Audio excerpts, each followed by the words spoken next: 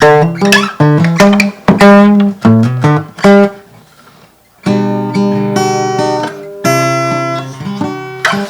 this guitar has a funny story. My name's Ejay, and I'm an urban missionary to downtown Toronto for Mission Canada, who is part of the Pentecostal Assemblies of Canada. Well, I guess in a way, Toronto lives up to its indigenous roots of its name. Toronto is means the meeting place. Toronto, first off, is a bunch of small neighborhoods. So if you meet someone who says, "Hey, I live downtown," the next question is, "What neighborhood do you live in?" And if you can't answer that, you don't live downtown. Sorry, Oakville people, that is not Toronto. Each neighborhood has a different vibe, has a different mix of people, and definitely the city is also filled with some issues. Basically, part of it is because of the resources of the city. If someone lives in a small town and let's say they have severe mental health issues and there's no local resources, they get sent to the city.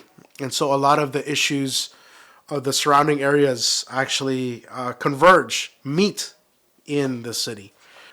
I moved into the city, at least in this my current iteration of doing ministry in the city, 17 years ago, back in January of 2007. I am an immigrant. I moved here. I was 11 and a half years old, from Manila. I grew up there and grew up climbing mango trees and palm trees, really, really hot sun near the equator. I remember when I first moved here, we arrived at the airport. It was 9 p.m. I was confused because the sun was up. And I'm like, why is the sun up? Because where I came from, the sun is down by 6:30. It's dark.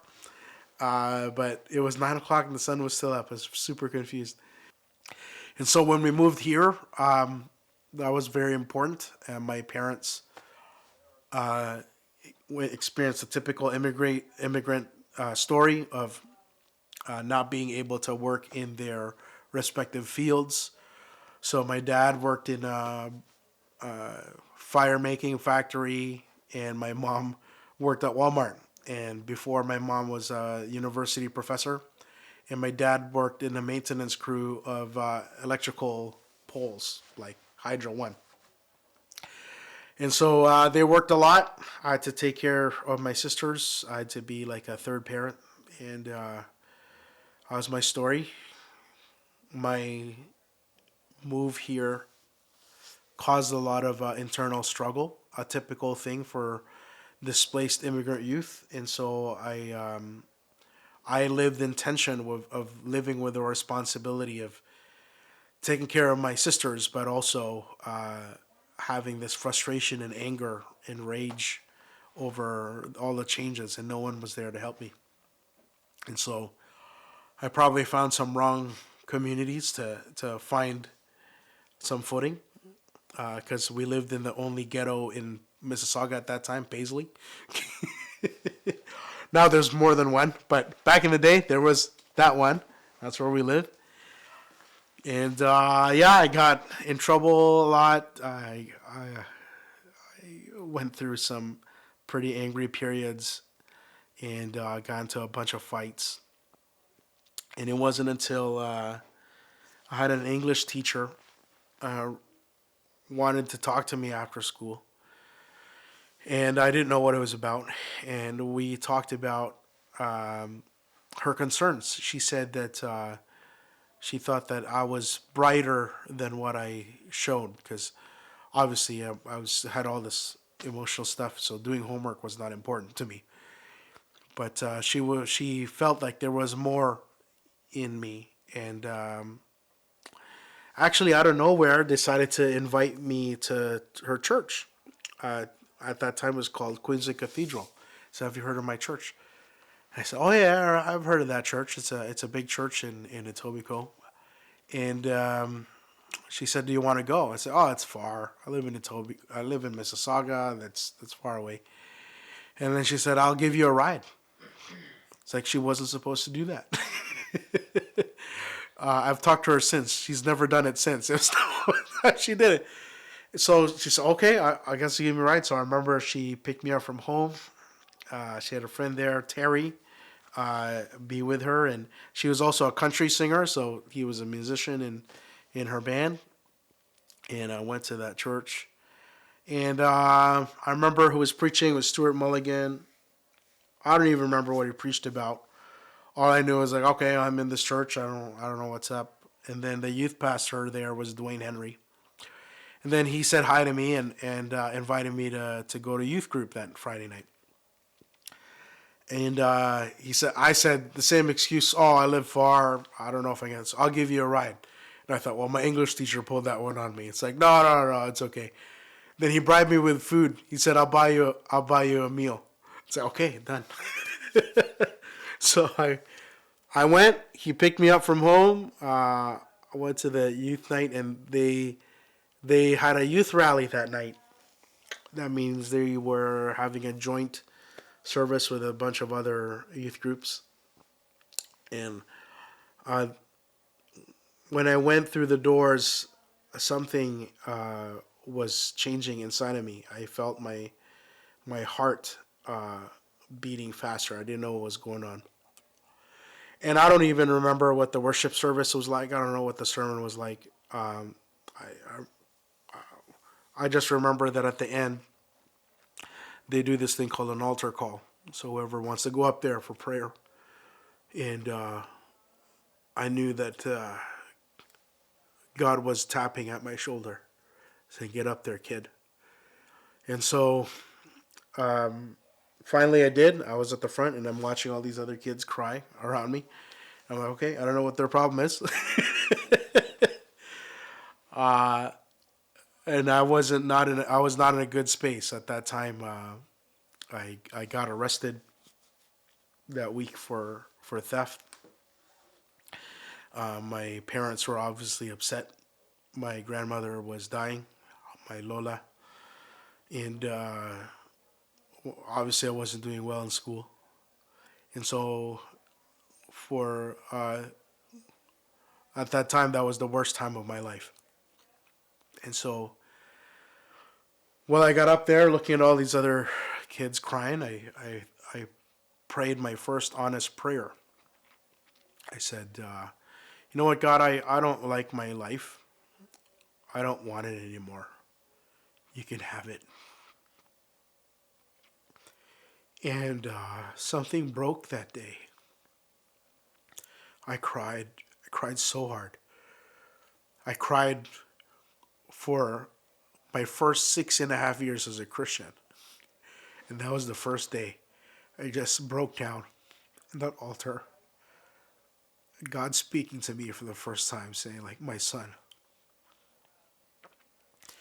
And yeah, that was how this whole coming to faith in Jesus started. And then later on, I was in I think I was 17. 17? I think I'm 17. I was in this youth camp. And again, at that time, I was an altar call junkie. What that means is every time there's an altar call, I'm getting up there just to cry my face off. I didn't know why I did that. Now I do. I was lamenting over so many things, and so that was my therapy. And so I got up there, and then while I was on this altar call, it was odd. I wasn't crying. I'm like, okay, why am I not crying? As I'm praying, like my routine is being interrupted, and then I, as I'm sitting in that altar, I heard God's voice. Like one of the few times I heard God's voice like whisper to me. And what that means when I say God's voice, like it's almost like this foreign idea that you never thought of, like somewhat audible but not quite. Only you could hear it. But it's an idea that that is both hard but also infused with meaning just for you. And so that day, I heard God's voice tell me, "I'm gonna call you.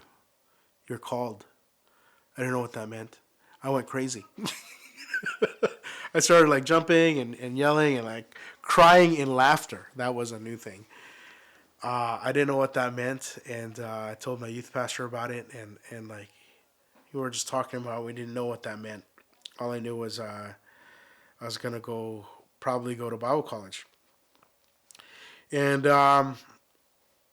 that was not gonna be an easy conversation. I'm a son to Asian parents who never dream of their children to go to Bible college or ministry.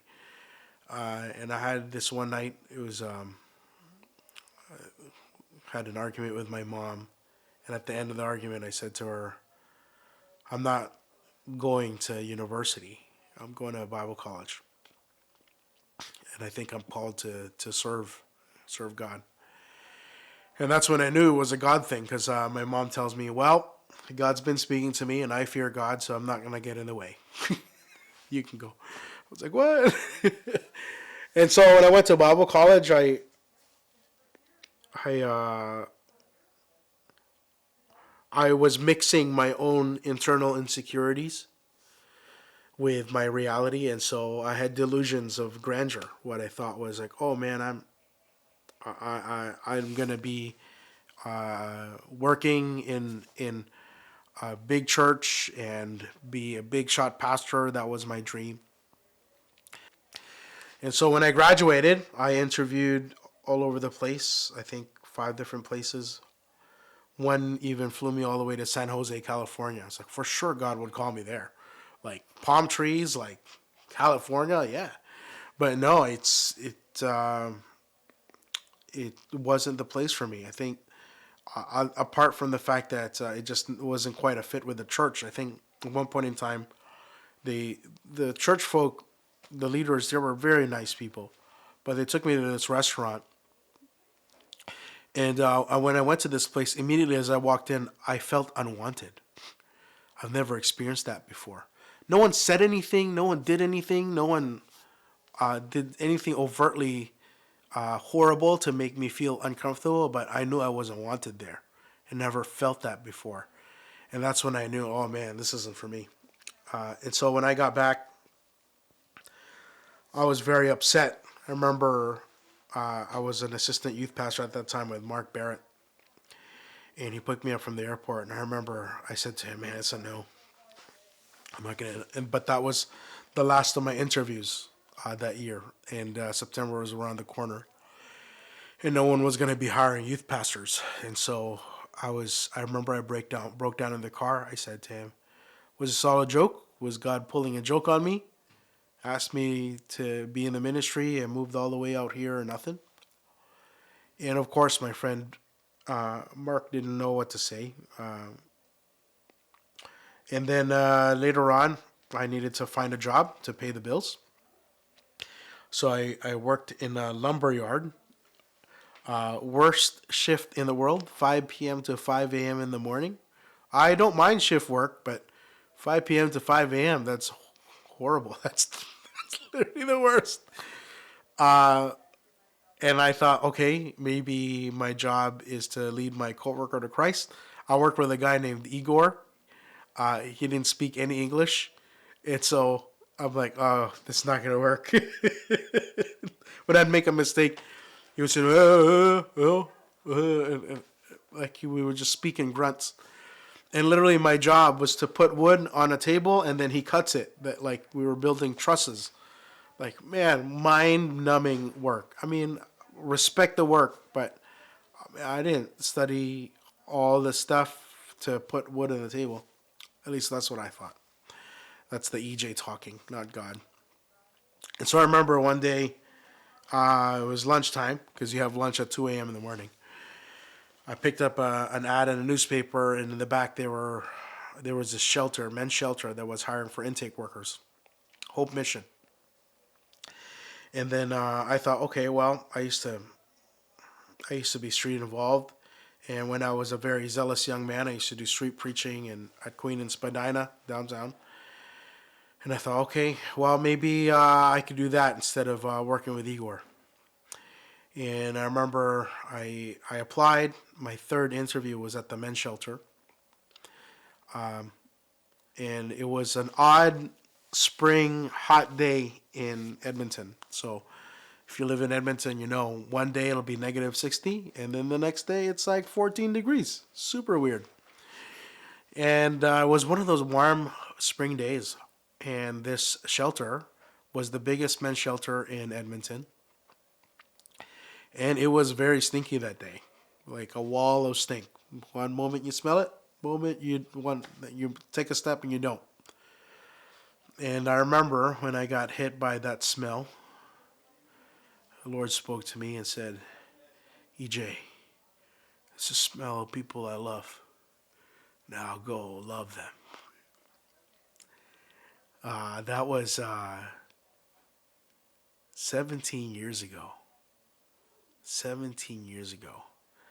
And still to this day brings chills to me. That was the beginning of my love for people in the margins. I'm so hooked. And then what's funny is after working in the shelter for a year, man, it was glorious. Loved it. It was not glamorous. It was 30 mats on the floor, emergency shelter only. So we open the door at 10, and by 7 o'clock, everyone's got to go. And 90% of my kids in the shelter were meth addicts. Really, really broken kids. You know, like foster care, abuse, lots of issues. Man, I just loved the shit out of them. I would, I felt such holiness even. Like at night while they're sleeping, I would do a walkthrough, and just because we got to check if people are breathing. It's part of our job. You got to check if, are they alive, not alive? And I would pray for them. And man, they taught me so much about grace and love and mercy. And I remember one of the first guys who opened up to me. He couldn't sleep one night. And, sometimes when you can't sleep, you go to the washroom thinking that'll help you go to sleep. So it was one of those days. He'll get up, go to the washroom. And by the third time he did it, clearly he can't sleep. So I said, "Hey, man, why don't you just sit down and let's talk?" So he said, "Yeah, sure." And I asked him just how he's doing and all that stuff. And then for some reason, God was telling me to ask him about birthdays. So I said, "Yeah, man, like, so you had any good birthdays recently?" And he said, "Oh, yeah. Last year I got high, I got drunk. I don't remember it. It was great." And I thought, okay, well, this is before Twitter, but that would be a hashtag conversation fail. I'm like, okay, I don't know what that was about. And so no, I pressed some more. Like, "No, man, what's your most memorable birthday?" And then he puts his head down and said, "Oh yeah, that's when I turned 12." I said, "Okay, what do you mean?" He says to me that he comes from a family of addicts. That his mother and father were both addicts, and his grandmother was an addict, and he's First Nations, and just got a lot of issues passed on generationally. And then he says to me that because his parents were addicts, the Children's Society took him away, but he didn't like the group homes. And but when he turned 12, he was missing his family, so he ran away from the group home, got into the city, was looking for his mom and dad, couldn't find them. And then finally he ran into someone that was friends with his mom and dad, and asked if he'd seen them. He said no, and this guy could see the pain that he was experiencing, and so as a birthday gift, he gave him a little gram of crack. And so spent all day looking for his parents and couldn't find them. And then, because of his deep pain, he found a pipe to use as a crack pipe. And he's seen how this has been done for years. So, on an empty stairwell for his 12th birthday, he had his first hit of crack to ease his pain. And then he says to me, "Thanks for listening, man. I think I can go to bed now." As he said that, my heart it just hurt. It just hurt. I asked my coworker, "Hey man, can I just go to the clothing room and have some time to myself?" So it's like a little closet with just clothes. So I went there. I cried. I cried so hard. And then God said, and I was thinking to myself, no 12-year-old should be doing crack just to feel better. And then God says to me, now you hear what I hear. Now you see what I see. And I made it my mission to love the hell out of that kid. Literally, love the hell out of him. I'd take him to church. We'd blast like gospel music in the car. Like, have a good time. Yeah.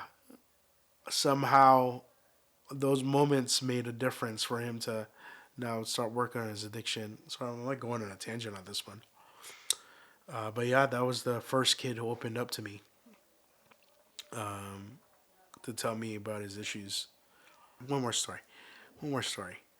The one guy that really made me change how I see this Christian life was this guy named Don at the men's shelter.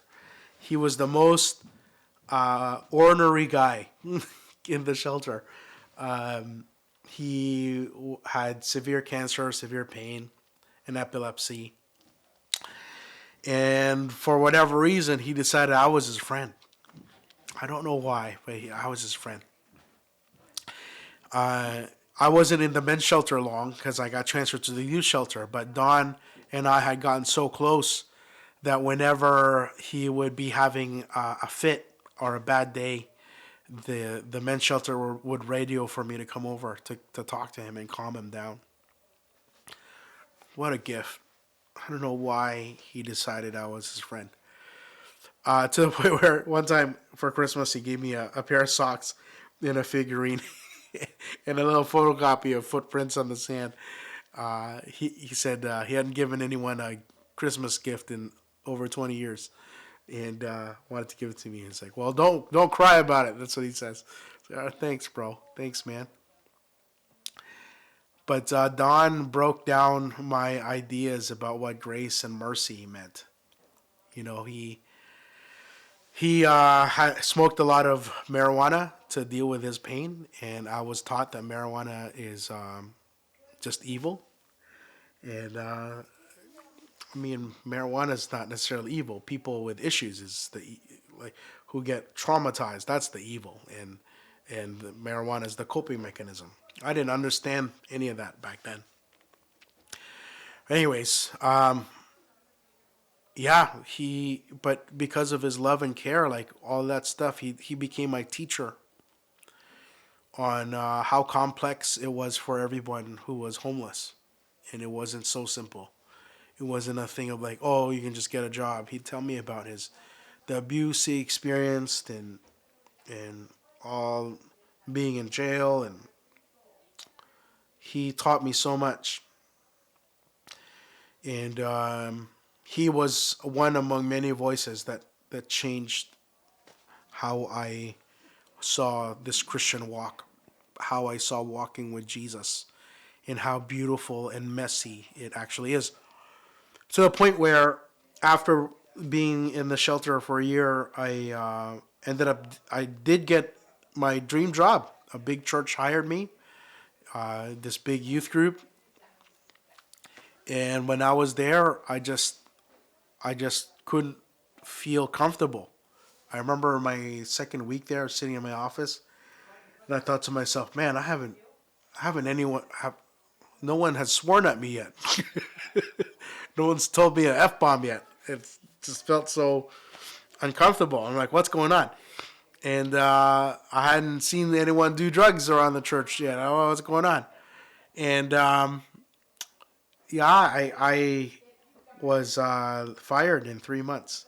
Just wasn't a fit anymore. I'd changed so much. I couldn't do the pretend to be perfect pastor routine anymore. I was wanted to be real with people and real with my struggles and real with my faith in all of its glorious mess.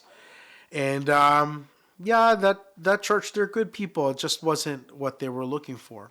And so when they fired me, I had a internal conflict. I was thinking, okay, do I have to fake it just so I can get a job, or be real and maybe never get a job? So I remember when I got fired, I called the district leader from PAOC, and legitimately I said to him, listen, man, anyone in Toronto hiring, I'll work for free.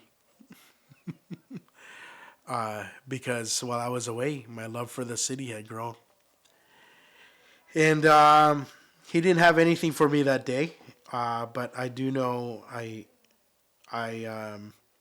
interviewed for like 6 different churches in 4.5 months.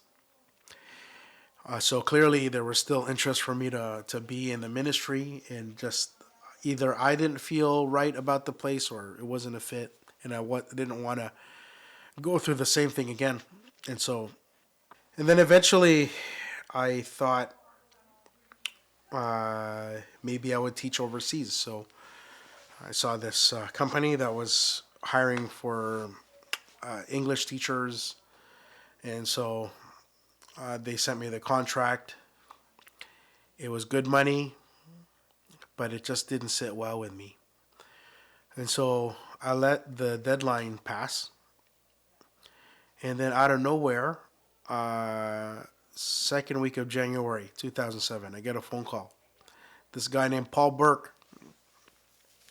And I remember him. He spoke at my school about his journey all over the place and ending up in Toronto. And he was actually made me think, oh, maybe that would be my story, because I love the city too. And yeah, he called me, said he found out about my name through the grapevine, and he said he needed help. I said, okay, what do you need help with? He said, oh, I need help with worship. I need a worship leader. He said, I know you're looking all over the place, but if you could just help me out, I would appreciate it. I said, sure. Man, what he didn't know was I didn't think anyone would ever trust me again. So I asked him, so, okay, so when do you need a worship leader by? He said, this Sunday. I said to him, Paul, it's Thursday. He said, I know, I'm desperate. So I said, okay, sure. And so I went. I remember when after leading worship, when everyone left, I just had a moment to myself, and I was crying, thinking, man, I never thought anyone would trust me again. And I never thought I would be doing ministry in my city. He asked me to lead worship at a church in the beaches area at that time. And so I started there, and then February, the youth pastor at a church in the city resigned. So then he asked, hey man, could you help out there? I said, sure. I became a youth pastor there. And then the dinners, they needed help there. Could you help out there? Sure. So after interviewing for all these places, all of a sudden I'm in this church, never interviewed, and I'm doing like all these things. And then when spring came, we had a meeting right by the water there. And then he asked, hey man, what do you think? I said to him, I think I want to stay.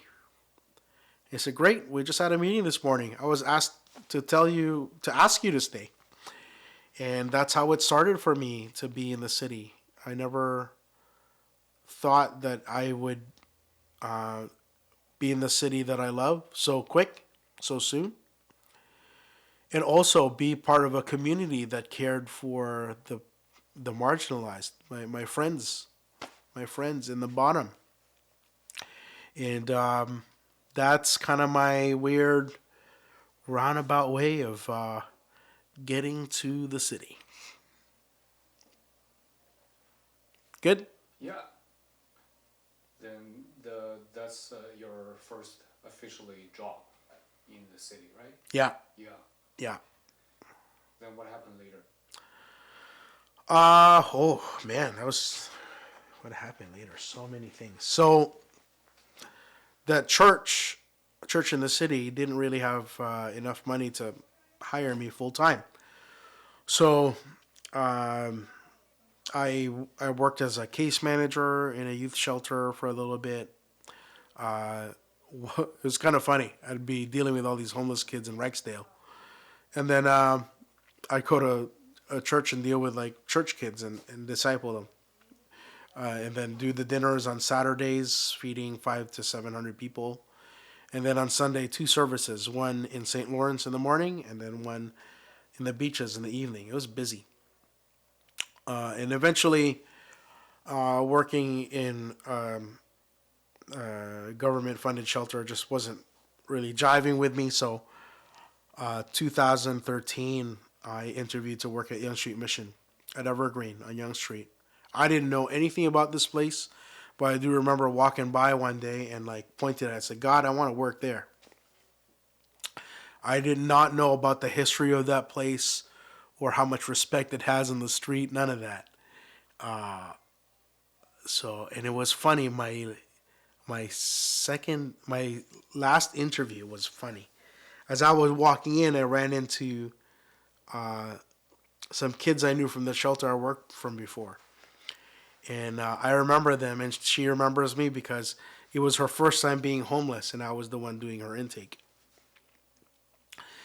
And so she's like, "What are you doing?" I was like, "Well, I'm interviewing here." I was like, "Oh man, I hope you get the job here." They have the street youth who go to the drop-in be part of the interview process, which is super cool. So my second interview, there was this young lady. We'll call her Kay. We won't say names. She sat in my interview, and I didn't know about her history. I didn't know about her history of abuse.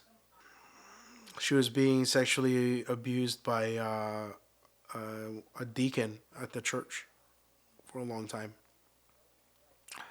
and we're talking like the kind of people who would be the leaders of the church, or like people who would be most expressive in how they worship, or like really passionate about their faith or the Bible. And this kind of person was sexually abusing her in the church basement. She was there to vibe me out, to figure out like if I was freaking her out, then I'm a no. But she gave me a stamp of approval. I was eventually offered the job, so here I was working at. So my life was I would be pastoring a church in the city, church in the beach in Cornerstone. Oh well, I don't live typical pastor's life. So first off, if I did that while I was married, I was probably being a bad husband or a bad dad. So I was single, so I could do all that. But yeah, it was crazy. So Monday to Friday, I'd be working with street youth. Uh, I ended up doing some pretty unique programs. So I did like a drug dealer exit program or a pimp exit program. Because like you build relationships, relationships dictate what you do. I was doing like outreach and case manager because I was a case manager before. I knew how to deal with the system, and so I dealt with stuff like child apprehension, CAS, or on a Friday night I would go to church in the city and have all these like young kids from St. Lawrence just hang out with me on a Friday night. Saturday morning, I had to myself. I'm a musician, so in the early parts of my move to Toronto, I wanted to join the music scene in the city. So I ended up being part of this live hip hop band. So sometimes our rehearsals would be during the week. So I'd do like that evergreen drop in thing and then like go rehearse in Etobicoke till at night or like Saturday morning. And then Saturday dinners, the dinners would start 5 to 7. So, and then Sunday morning, I would be at church in the city doing worship or preaching, and then rest in the afternoon, and then Sunday evening be in the beaches area. Same thing, lead worship or preach. And then sometimes on a Sunday night, I would go to an open mic and bring my guitar and play and sing, and that's how I would end my Sunday nights. The one of the places I like going to was the Underdown pub. It's kind of funny. The drug dealer exit program we did at Yonge Street Mission at that time was unique. But for us, it was a manifestation of the gospel. I didn't even come up with it, to be honest with you. It's my friend Derek Parento. And because for us, like dealing with addicts, like, yeah, helping people with addiction, super, like, makes sense. But if you want to make systemic change, you deal with the system and understand that the people distributing drugs is also part of the ecosystem, and so and also broken. And so Jesus wasn't really exclusive with who he cared for, right? It's just people who do that. So Jesus' radical love wasn't just for the ones who are needy. Everyone, it's the assumption that everyone is in need. So yeah, it was cool to do that. Like again, my guys, they would teach me what's up. You know, they were my teachers, and I would help them trying to utilize some of the skills they learned. Basically, recognizing that people who are involved in the drug trade are utilizing entrepreneurial skills that can be shifted and tweaked to do better. And I believed in that. I believed in that, not just from a strategic standpoint, but I believed in that from a Jesus standpoint. Jesus dealt with power brokers. Jesus went to the Roman centurion, to the prison. It wasn't just the down and outers, it's also people in power who are part of a broken system. The Pimp Exit program, again, I didn't come up with that. That's my friend who was working, him and his wife worked with sex trade workers. And then one day, just out of frustration, he said out loud, "Man, I hate pimps." And as he said that, he said, God had him read the passage where it says, "Love those who hate you, love your enemies." Now he was confronted with a conflict of the scriptures. Like, oh man. And so he started that again, understanding that it's a system, right? People who are doing that are also have their own set of brokenness, and so that's kind of how that started. He started that, and then when he left, I took over, and I took over his role. So I worked alongside my friend Deb Stanbury. So she worked with the sex workers, and I worked with the guys. And so sometimes I go to court to help people just advocate for themselves. So I was in court for somebody else. I picked up the wrong list. So in court, there's like a list of the docket of what's going to be dealt with. So I picked up the list, a wrong list, and then I turned the page, and one name took up a whole page. I'd say 20 charges, and I knew the name. It was one of the first drug dealers that helped get out. I was so mad. I was like, "Oh my gosh, he slipped. He slipped bad." And so I found out where he was at the South Detention Center, and then I arranged for me to meet with him one on one. And my goal was to yell at him for an hour. But a whole hour visit, yell at him.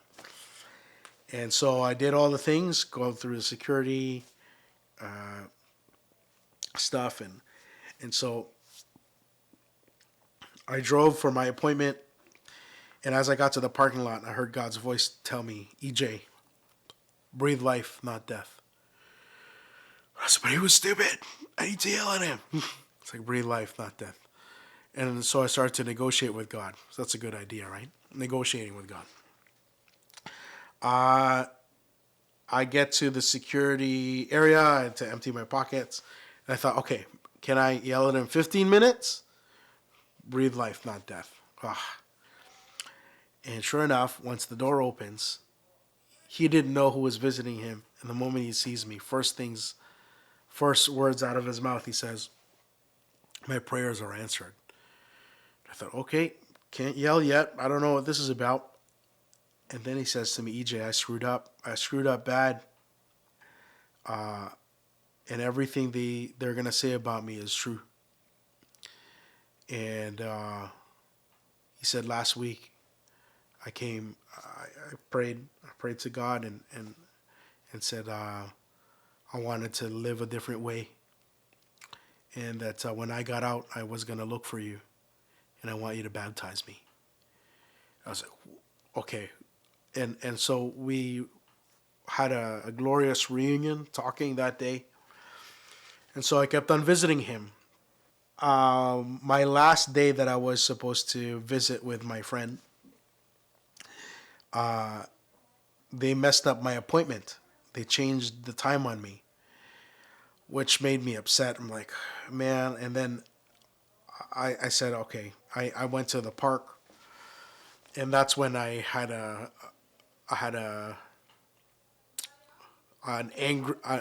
upset moment with God. It was like, man, like I'm going through a pay cut, having a hard time fundraising ministry, but I'm like productive, and they even screwed up my appointment on me. They can't even get that right.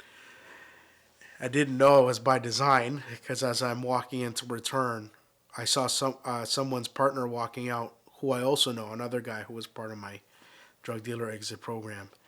And she said, "Oh, so-and-so is here also." And I said, "Great, now another guy. Now I've got like 3, 4 guys here."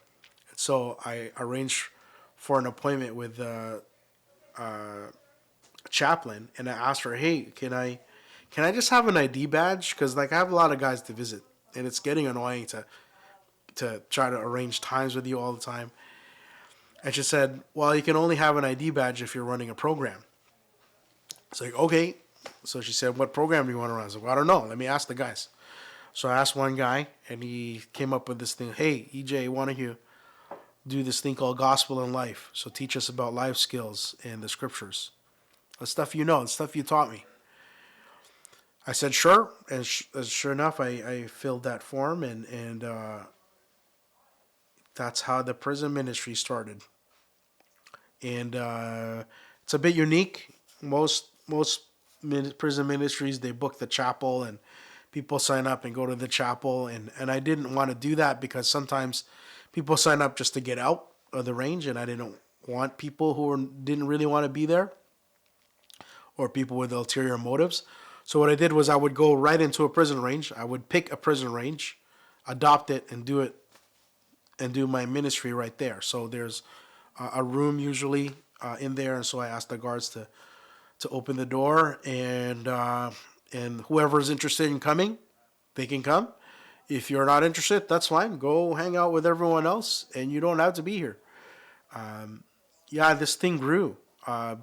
Before the pandemic, I would sometimes have like half the prison range in the small room with me.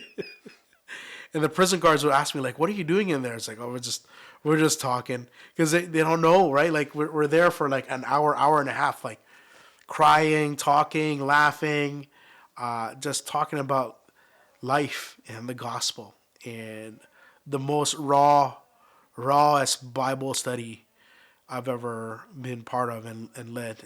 I just loved it. And so it's a mutual thing. It's not just powerful for the people who come. It's powerful for me.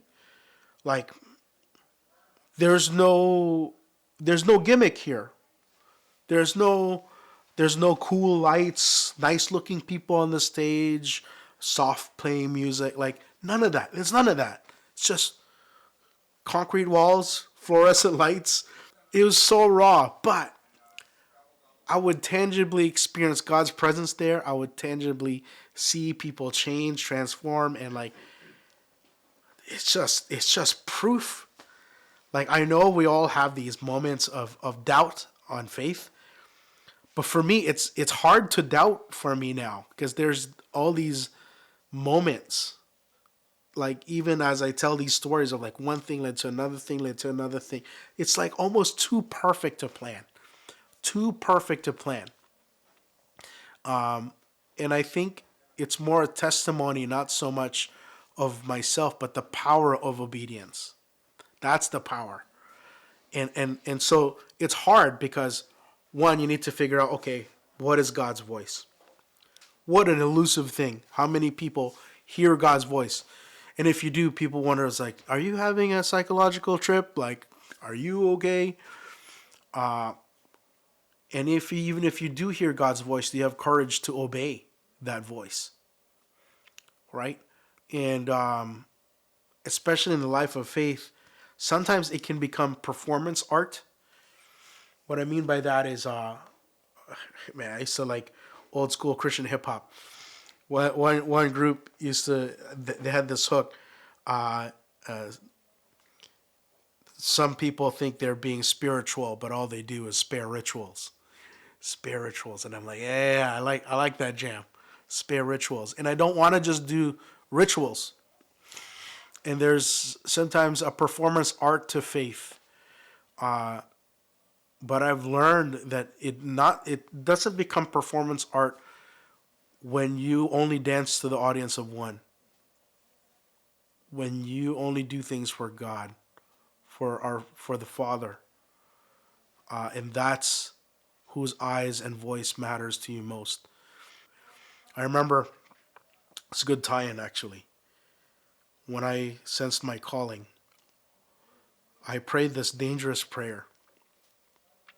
I said to God, I will do whatever you want me to do. I will say whatever you want me to say. You tell me where to go and I will go. I will do anything. I will do anything for you. And God took that prayer to heart. Don't ask for prayers that you don't want God to answer. And yeah, it's the power is in the obedience.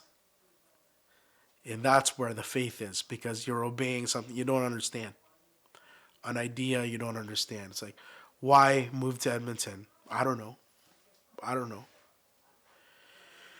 But I didn't know God had a plan. That's where it would start for me to work with the margins. Why move to Canada? Why move to Mississauga, to Toronto from the Philippines? Again, I didn't know. I don't know. But God knows. You know, that's the journey, and you never know. There's so many layers to it. Maybe we can talk about it another day too, of like being in these uncomfortable places, of living in the tension, and that's when faith flourishes. Because that's when you literally have to see beyond what you see. That through this hardship, through this messed up situation, there's something bigger that's happening. Eyes can't see the way you hold me. Oh yeah, that one. Eyes can't see the way you hold me. Oh, how I'm hidden in your heart.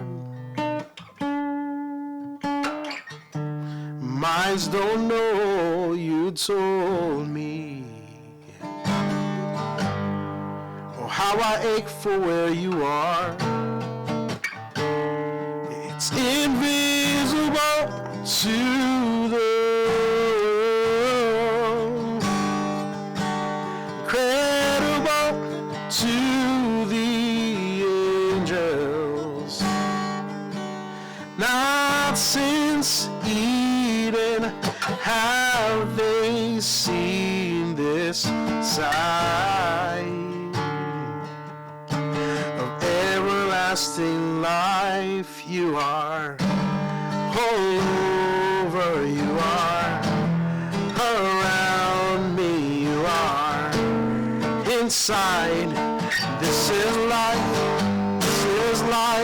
Lord, you are all over, you are around me, you are inside. This is life, come in empty. I live filled, bring my sickness. I am healed, broken hearted, demand every piece. Come in captive, I live free. Lord, you are all over, you are around me, you are inside. This is life, Lord, you are all over, you are around me, you are inside. This is life, this is life. I remember that song. You ever heard that one before?